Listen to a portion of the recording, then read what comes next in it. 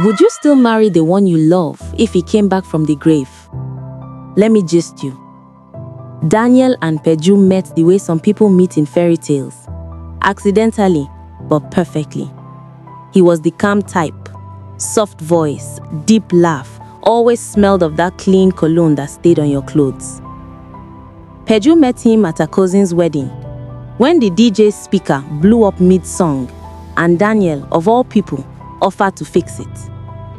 She laughed, said, You don't even look like you can fix a bulb. He smiled back and said, maybe not, but I can fix your mood. And just like that, their story began. From that day, Daniel was everywhere, helping her run errands, bringing her breakfast, showing up unannounced just to make her laugh.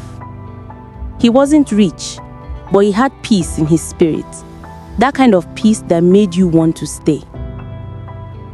2 years later, he proposed under the same tree they used to meet after work. Peju said yes, crying into his shirt, swearing that nothing could ever separate them. But death doesn't listen to promises. A week to their wedding, Daniel was in a car accident. He was coming from Ibadan after picking up their rings. They said the rain was heavy, the road was slippery, and his car somersaulted 3 times before it stopped moving. Peju never recovered from that news. She wore her wedding dress on the day of his burial. People begged her not to, but she said, he asked me to wait for him. I'm keeping my word.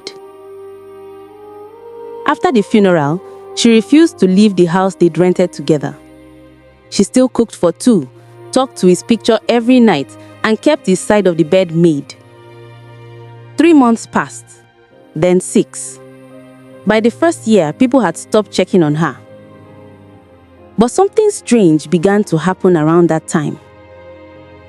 Every night at exactly 12 a.m., she would hear 3 soft knocks on her door.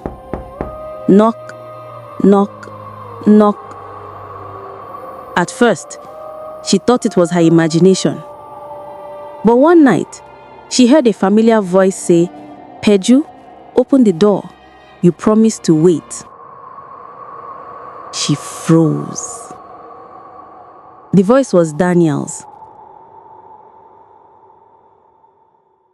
She ran to the window, looked out, and there, under the moonlight, was a man in a black suit, the same one Daniel was buried in, standing